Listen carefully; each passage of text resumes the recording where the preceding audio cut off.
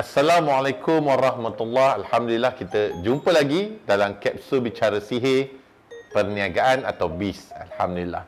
InsyaAllah hari ini kita akan bicara tentang bagaimanakah seseorang pengurus sihir itu perlu menguruskan sihir. Ini aspek untuk anda sebagai klien. Apa hak anda?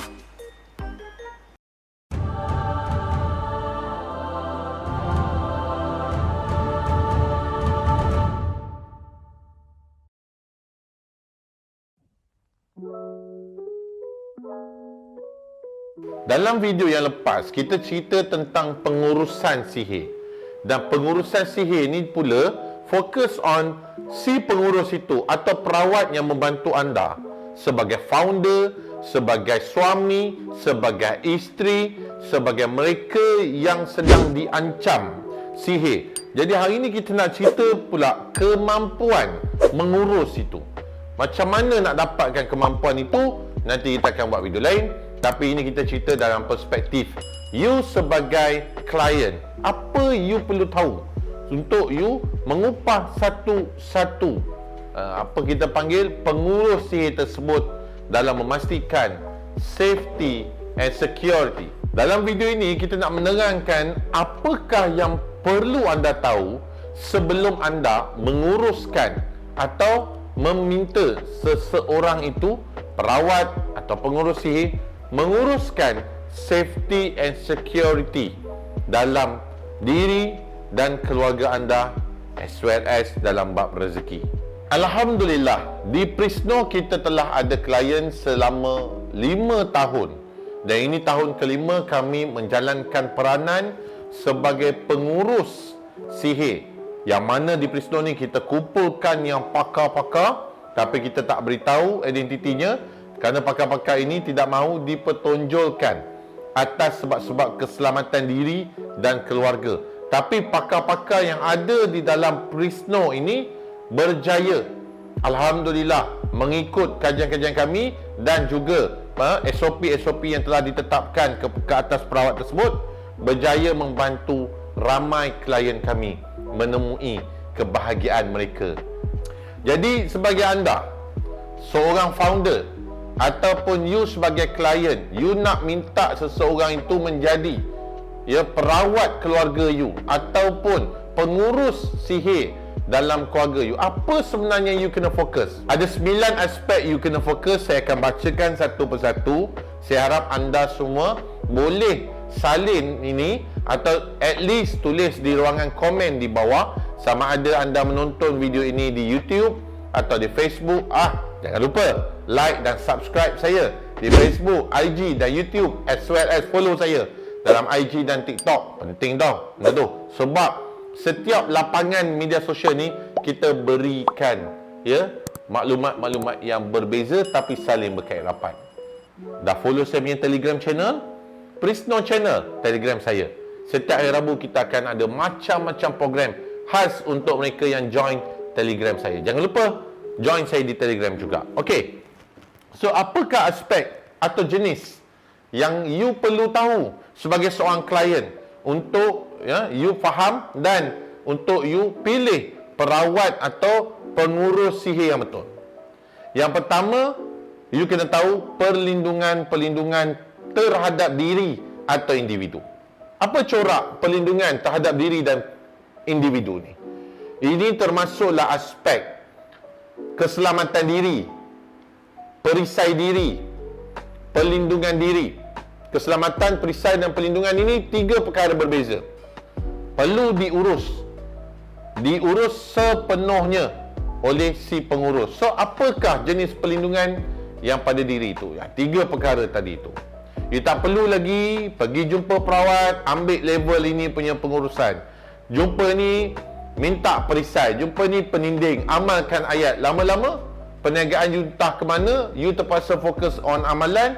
Bila you terlupa satu hari buat amalan, diri you kena serang. You sakit, badan you rosak dan hancur perniagaan you. Semua yang terlepas. Jadi perlindungan ini perlindungan yang paling penting dalam diri you yang diuruskan oleh pihak ketiga. Itulah tugas si pengurus sihir ini. Dan pengurus sihir itu mestilah cekap Anda perlu tahu hak anda. Anda perlu faham. Dan jangan minta bulan dan bintang. You bayangkan, you upah pengawal peribadi. Takkan pengawal peribadi itu nak ikut sampai masuk dalam toilet, you mandi, dia duduk kat sebelah. Begitu juga dengan si pengurus sihir. Dia mesti tahu macam mana cara dekat rumah dia ni aku nak cover, dekat tempat kerja dia ni aku nak cover, dekat perniagaan dia ni aku kena cover. Apakah control measure? You berniaga dekat mana? Pukul 10 you makan dekat mana? Pergi pasar raya mana? Yang kedua, aspek pasangan dan rumah tangga. Bila kita cerita tentang hak anda untuk mengupah satu-satu perawat itu, you kena faham tentang pasangan dan rumah tangga. Mereka-mereka yang pentingkan diri, you akan rasa macam, alah, cover diri aku dah lah. Tapi pasangan akan sakit, you akan mula menyalahkan pasangan. Engkau ni asyik sakit je. Tak apa, aku kahwin lain. Kalau isteri yang sakit, suami boleh kahwin lain. Tapi kalau suami yang sakit, isteri banyak duit, apa dia buat? Fikir-fikirkan. Jangan pentingkan diri anda. So dalam aspek pasangan, apa perlu you buat? Pengurus sihir itu mesti memastikan pasangan anda selamat. Dan tugas pengurus sihir bukan hanya bagi air, bukan hanya bagi limau, bukan begitu. Dia mesti mampu menguruskan sepenuhnya. Dan mustahil si pengurus sihir yang tak ada pertalian saudara, jauh sekali adik-beradik, akan cover you tanpa bayaran. Ikhlas atau tidak, letak ke tepi. Ini perkhidmatan. You demand lebih, you kena sediakan lebih. Sebab dia pun ada kehidupan dia. Perawat ada kehidupan dia. Dia ada isteri dan anak-anak. Dia ada tuntutan dunia dia. Dia ada tuntutan akhirat dia. Dia ada tuntutan dengan ketuhanan. Jadi dia nak menguruskan you, at the same time dia perlu bekerja. Dia perlu uruskan anak isteri dia punya nafkah zahir dan batin. Kalau dia tak mampu buat benda tu, hanya sibuk nak menguruskan kalian, kalian akan berdosa. Sebab nak menguruskan you, tugas perawat bantu keluarga dia saja. Kalau orang lain nak dibantu, perlulah ikut SOP yang betul. Kalau dia mengelak, dia tidak mahu untuk membantu you, maka dia tidak akan berdosa. Itu seorang perawat. You kena faham benda tu sebagai seorang klien. Yang ketiga, bahagian rumah.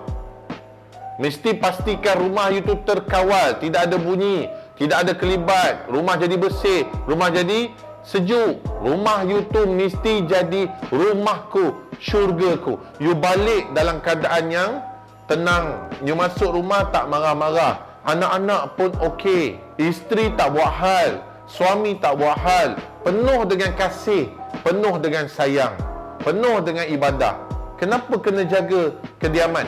Sebab pagaran rumah, kekuatannya pada ketua keluarga. Tapi yang setting pagaran tu adalah orang yang menguruskan sihir you, perawat. Perawat adalah mereka yang menguruskan sihir atau ancaman yang terkena pada diri dan keluarga anda. Aspek keempat, dalam perspektif premis perniagaan atau pejabat. You sebagai founder, you ada premis perniagaan. You ada at least office, gudang, pejabat kecil, pejabat 2 tingkat, atau bekerja di rumah. You founder buat homemade sabun, homemade jamu. You buat benda-benda tu, homemade ubat kurus. You jual dari rumah. Rumah you tu, bilik yang you gunakan itu juga yang dipanggil premis ataupun pejabat you. Bagi mereka yang collar putih dan collar biru pula, pejabat itu perlu diuruskan. Kekuatan pejabat itu perlu diuruskan. Perawat itu perlu menguruskan pergerakan kepada pejabat tersebut. Benda-benda tu susah, perempuan. Jadi bahagian-bahagian pejabat ini perlu ditentukan keselamatannya. Payah tau nak menguruskan satu pejabat. Sebagai seorang klien, you perlu dipastikan keselamatan. Pergerakan you pergi, pergerakan you balik, ikut jalan mana, point mana.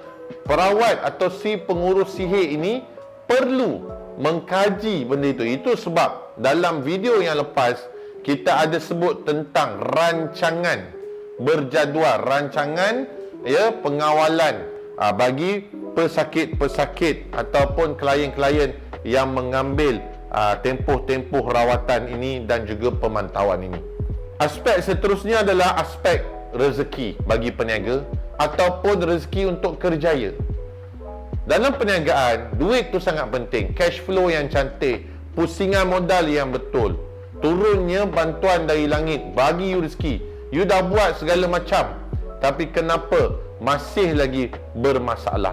Sebab aspek rezeki ni tidak dipantau dan diuruskan. Tuan-tuan dan puan, rezeki tak pernah salah alamat. Same goes to ujian, dugaan, ancaman. Takkan pernah salah alamat. Takkan. Sebab memang telah ditakdirkan, ditentukan kita dapat ujian, dugaan itu dan rezeki banyak itu. Tapi perlu ada pengurusan khusus dalam bab rezeki ni. Contohnya, kita nak naik pangkat. Bagi mereka yang berniaga besar-besar, ada manager sebagainya. Kita nak naik pangkat, bos tak nampak. Kita dah perform, bos tak nampak. Bos buat tak tahu. Ada orang cucuk sebagainya. Dia hantar sihir penghalang. Sihir itu perlu diuruskan. Bagi peniaga pula, perlu diuruskan rantaian tu. You punya pengedaran, berapa ejen you ada, berapa rezeki yang ada. Bukan tentukan rezeki, bantu supaya rezeki itu lancar sampai ke dalam akaun bank you. Dan selepas dalam akaun bank you tu ada duit, ke mana hala pula duit tu nak diuruskan? Banyak benda. Baik, ini dalam bab perniagaan dan jualan pula. Bila kita sebut perniagaan, tuan-tuan dan puan, dia ada beberapa proses. Bukan semudah daftar SSM, you jadi founder, tapi you tak jadi jutawan lagi. Bukan semudah itu. Dia ada proses dia. So, macam mana nak mengekalkan jualan yang betul setiap bulan? Macam mana nak capai jualan yang ditarget? You dah buat branding, you dah buat marketing, you dah belajar dah. You dah buat semua benda tu. You dah belajar. Benda tu ada di dalam pelajaran perniagaan. Tapi siapa nak menguruskan ancaman ke atas perkara-perkara tersebut? You dah ikut dah teori, boleh buat cara macam ni. You buat, orang lain jadi, you tak jadi. You patah balik cara A, you patah balik cara B, tak lepas. You stuck dekat situ. Oh, rezeki salah alamat. Tak. Bukan rezeki kita. Nope. Dia mesti akan ada penghalang pada peringkat-peringkat seterusnya. Apa peringkatnya? Seterusnya adalah bahagian-bahagian produk. Produk yang you keluar tu dah terbaik dah. Sebagai founder, you sebagai klien, you kena tahu mesti ada coverage ke atas produk yang you keluarkan. Kalau tak, ejen you akan sakit. Menjadi tanggungjawab anda menguruskan produk anda supaya ejen you tak jadi mangsa, tak dizalimi. Dan doa orang-orang yang dizalimi ni, tuan-tuan dan puan, dia tak ada hijab tau, dia tak ada blok. Esok dia doakan lingkup bisnes you habis. Jadi dalam bab produk ni, sebagai seorang klien, you perlu dapat 24 jam perlindungan ke atas produk. Produk-produk you tu yang you pamerkan di pasaraya, di dalam Facebook, pada ejen, pada stokis, perlulah dikawal dan dilindungi oleh si pengurus sihir. Maybe you rasa macam ngarut, tapi you rasa bangsa lain dah buat tak benda ni? Of course, sudah pasti rezeki mereka, rezeki kita, rezeki kita. Tapi kita mesti ada perlindungan khusus dalam bab ni. Seterusnya dalam bab pelanggan. Pelanggan perlulah diuruskan oleh pengurus sihir yang anda pilih. Dan itu sebab pengurus ni dia mesti pakar dan sesuai dengan kepakaran dia. That's why you tak boleh panggil pengurus yang cap-cap ayam, yang acah-acah boleh cover. Cover dia tu macam mana? Dia cover bila you ada kat sebelah dia ke? Macam mana bila you ada kat rumah? Macam mana you ada dalam toilet? Macam mana bila you ada kat luar? Macam mana you berada di luar negara nanti? You mengerjakan umrah dan haji. Sedangkan bumi itu ada jin juga. Benar tak? Macam mana pula serangan-serangan sihir ke atas anak-anak dalam bab ini? Begitu juga pada pelanggan. Macam mana nak menguruskan sihir-sihir pada pelanggan ni? Pelanggan mesti diuruskan. Itu sebab tadi kuncinya tadi adalah serangan kepada produk tadi tu. So you sebagai klien, you kena ada hak untuk you menguruskan urusan sihir ini dengan mengupah perawat-perawat yang betul. Dan akhir sekali, bahagian-bahagian pekerja atasan dan bawahan you. You sebagai orang yang berpangkat, ahli politik, ya, ataupun menteri-menteri, you ada susunan pekerja you. Dan ada macam-macam lagi di bawah-bawah. Maka you perlu secure benda ni. Terutama bagi mereka yang founder business. You ada you punya manager, supervisor, leader dan sebagainya. You kena uruskan mereka ini. Apa guna jadi jutawan kalau bangun malam tiba-tiba isteri mengilai macam pontianak, anak mengauk kesakitan, kena tindih dan sebagainya. Duit pun tak ada makna, tuan-tuan dan puan. Duit tak ada makna, tuan-tuan dan puan. Ini sebagai jenis-jenis perlindungan yang you kena tahu. Di Prisno kita dah buat dah benda ni. That's why kita berani tulis. Di Prisno kita kumpulkan pakar-pakar. Kita setting betul-betul. Of course, ada naik dan turun ancaman. Same goes to perkhidmatan. Ya, kita berkhidmat betul-betul dengan anda.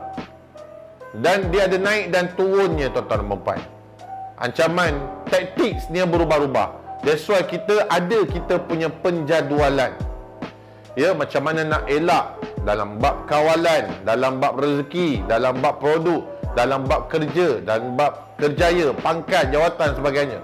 Dalam bab silaturahim, dalam bab kebahagiaan, dalam bab pemulihan. Banyak aspek yang Prisno cover sebenarnya, tuan-tuan dan puan-puan. But we are not gods. Kita bukan Tuhan. Kita buat ikut kepakaran. Kalau anda dapat perawat yang bahagian-bahagian tertentu saja, maka anda hanya dapat kawalan dan keselamatan bahagian itu je. Dalam video yang lepas, saya cerita tentang kemampuan perawat. Apa yang dia mampu? Apa yang sebenarnya pengurusan-pengurusan yang dia mampu? Pengkhususan dalam kajian-kajian kami, pengkhususan dalam dia punya rawatan tu. Ada perawat yang hanya mampu buat sihir rumah tangga rawatannya. Ada yang perawat hanya mampu buat rawatan terhadap sihir perniagaan. So kalau anda berjumpa dengan perawat ni, anda kena upah. Aku upah jaga diri aku. Engkau jaga isteri aku. Engkau jaga anak-anak aku. Dah 3 orang. Engkau jaga aku punya bisnes. Engkau jaga aku punya manager. Engkau jaga aku punya financial person. Dah 6 orang. Engkau jaga bahagian marketing aku. Yang kau jaga bahagian ejen utara aku. Engkau bahagian ni. Berapa ramai perawat yang akan terlibat kalau you ikut pengkhususan ni. Selama 5 tahun ni, tuan-tuan dan puan, kami kumpulkan pakar-pakar ni dan kami buat. Dan Alhamdulillah, klien kami menunjukkan 30% rezeki naik atas izin Allah yang Maha Esa tanpa perlu bersusah payah. Ada klien kami yang langsung tak buat marketing dan salesnya semakin meningkat. Rezeki memang tak pernah salah alamat dalam bab itu. Kita uruskan ancaman, bukan kita yang bagi rezeki. Saya tegaskan ya, bukan Prisno yang bagi rezeki. Kita uruskan ancaman yang ada. Ambil kira macam ni, tuan-tuan dan puan. Satu-satu negara itu yang diserang, yang sedang mahu diserang atau dalam ancaman serangan sihir. Serangan ketenteraan. Negara lain nak serang negara kita lah contohnya. Kalau negara kita ini tidak ada tentera dan tidak diperlengkapkan, bagaimanakah untuk kita respons balik mempertahankan tanah air kita? Adakah hanya dengan tawakal sahaja maka benda-benda tu, serangan-serangan itu tak datang? Dah berlaku dalam sejarah kemanusiaan. Berapa banyak negara yang dijajah, diserang dan mendapat balasan yang setimpal. Respons daripada rakyat. Alhamdulillah. Itu yang dipanggilkan usaha. So, same goes. Sama saja dengan konsep yang kita utarakan ketika ini. Bila you mengupah satu-satu atau seseorang perawat itu, tuan-tuan dan puan, maka you perlu dapat masa yang banyak, kesenangan dan ketenangan serta kebahagiaan. Dalam kajian Prisno, kita dapati kebanyakan bangsa lain di Malaysia telah pun ada sistem ini berusia ratusan tahun. Dari datuk kepada anak, kepada cucu, kepada cicit ketika ini. Dan pengurus sihir itu pun ada keturunan dia yang mengurus. Dan I'm talking about human right now. Bukan jin, bukan roh, bukan wali, bukan awliya, bukan apa. Dan tuan-tuan dan puan, sebagai seorang klien, you kena faham, you tak perlu lagi pening-pening kepala nak buat amalan itulah, nak buat amalan inilah. You hanya fokus kepada sunnah baginda saja yang kita perlu ikut. Muhammad abduhu wa rasuluh. Sebab masa yang dapat pada anda itu sangat berharga. Bayangkan, you tak mampu nak bersolat sebab you nak sibuk nak lawan sihir. You nak defend you punya business. You nak defend you punya pasangan. Apa yang you terlepas? Terlepas dalam bab kebahagiaan. Orang lain boleh pergi bercuti ke Langkawi. You masih duduk rumah meraung kesakitan. Orang lain ada duit banyak. You pada duit banyak. Hasil yang banyak. Sebab you cover you punya business. Tapi you tak boleh bersama dengan isteri you bertahun-tahun lamanya. You tak boleh bersama dengan suami you bertahun-tahun lamanya. It's not about money. It's about safety and security. Sebagai seorang klien, you perlu ada masa yang terjamin dengan jaminan-jaminan si pengurus sihir itu berikan pada anda, InsyaAllah dengan izin Allah. Apakah tempoh-tempoh pengawalan atau penggunaan kontrak-kontrak bagi pakar-pakar ini buat kerja? Bila mereka yang claim dirinya pakar, you mesti periksa perawat itu dengan betul. Di Prisno kita ada 5 tahun kepakaran. Dari segi pencerahan explanation ini pun you dah tahu kami punya kerja macam mana. Kita explain satu persatu supaya you faham. You sebagai klien ada hak untuk dapatkan perkara-perkara yang dipanggil safety and security. Jadi tempoh pengawalan tu atau kontrak tu macam mana? You boleh bahagikan kepada mengikut masa, mengikut hari, mengikut minggu, mengikut bulan. Ustaz, saya nak ustaz cover saya malam hari je, selama 7 hari. Okey, perawat buat kerja 7 hari je, malam saja. Malam bermula 7 malam sehingga 7 pagi. Jadi malam je dia cover. Siang you sakit, dia tak cover. You marah balik, kenapa saya sakit siang hari? Kenapa tak buat kerja? Oh, you suruh kita buat malam, kita jaga malam lah. Oh, ya ke? Itu dipanggil masa. Atau you suruh you suruh dia cover hari. Saya nak 21 hari coverage, siang dan malam 24 jam. Perawat tu buat 21 hari. Genap hari ke-21. Masuk hari ke-22 you lupa. You pun sakit, you pun call. Peliklah kenapa saya sakit hari ni ya? Selalu tak sakit. Oh, kita punya tempoh dah habis. Itu kontrak dia panggil. Di Prisno kita adakan bermula 40 hari pertama. Lepas tu sambung dengan 30 hari setiap bulan. Dan dipanggil mengikut bulanan-bulanan tertentu, harian-harian tertentu untuk buat rawatan demi rawatan dengan Prisno sehingga you pulih. Kalau you berada di luar Selangor, kita akan berada trip-trip. Kalau boleh kita akan ada setiap bulan lah mengikut negeri-negeri yang terpilih. Tapi sebabkan PKP, pergerakan kita agak terbatas, kita ada mekanisme khas untuk bantu anda. Jadi yang berada di Sarawak, Sabah, okey, yang berada di Perlis sampai ke Johor, jangan risau. Kalau betul-betul pakar, dia boleh uruskan you. Bukan rawatan jarak jauh. Okay, ingat ya. Okey. So, pengurusan untuk bahagian kontrak mingguan dan bulanan same goes. Saya nak 4 minggu, saya nak 6 minggu. You kena minta, you kena bagi tahu. Tapi bagi peniaga, selama mana you meniaga, you kena ada orang cover. Jadi, apa sebenarnya KPI bagi si pengurus sihir? Apa yang perlu ditonjolkan oleh Key Performance Index perawat tersebut? So, pengurus-pengurus sihir ni mestilah dinilai mengikut yang pertama, tanggapan si klien. Yang kedua, kemampuan pengurus itu. Kalau perempuan jumpa pengurus level-level biasa, lepas tu you demand nak juta-juta, hello, come on. You sakit kronik, tapi you jumpa doktor klinik biasa, bukan doktor pakar pun. You dapat ubat biasa, you takkan dapat ubat yang dari pakar. You kena faham. Jadi, you senaraikan apa yang you nak dalam perkhidmatan itu. Jangan cerita tentang, ustaz, saya nak sebulan, lepas sebulan ni saya nak sale saya 30 juta, 40 juta. Tak ada perawat boleh buat macam tu. Tak ada. Sebab dia menguruskan saja, bukan tugas manusia memberikan rezeki. Jadi, untuk KPI yang disenaraikan oleh Prisno, kita bagi pada 2 aspek. Yang pertama, kebahagiaan klien kami. Klien kami mesti bahagia dengan pasangan dia. Yang kedua, okey, ibadah. klien kami mesti lancar ibadahnya. Bukan amalan yang kita bagi buat-buat. Tak. Mesti lancar ibadah. Itu target KPI kita. Yang ketiga, klien kita mesti dapat kesenangan masa. Dia ada masa menguruskan sebab dia tak payah fikir dah. You tak payah fikir dah. You dah subscribe. You dah dapatkan. You dah upahkan perawat. You tak payah fikir tentang sihir lagi. Sebagai seorang klien, you hanya fokus pada macam mana you nak buat marketing, you punya program branding you fokus kepada you punya perniagaan, atau you fokus pada kerjaya you. You dapat KPI yang bos you nak dan boleh naik pangkat, naik performance you tu. Sihir, biar pengurus sihir yang uruskan. Dan tuan-tuan dan puan, di Prisno kita dah parti bagi mereka yang ambil package subscribers ini. Okey, package pemantauan ini, Alpha dan juga Elite. Nampak kerjaya mereka semakin meningkat. Nampak kebahagiaannya semakin meningkat, tuan-tuan dan puan. Itulah KPI yang diletakkan oleh Prisno untuk klien-klien. Anda berhak dapat benda-benda itu.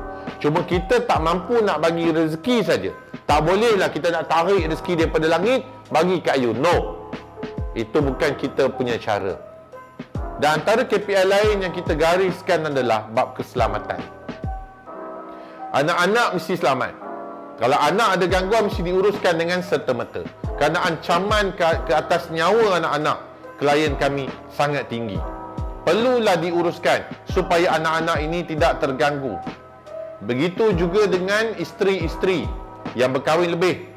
Perlu diuruskan juga supaya kebahagiaan sang suami balik mencari rezeki, balik rumah dapat isteri yang tak buat perangai lebih kerana sihir.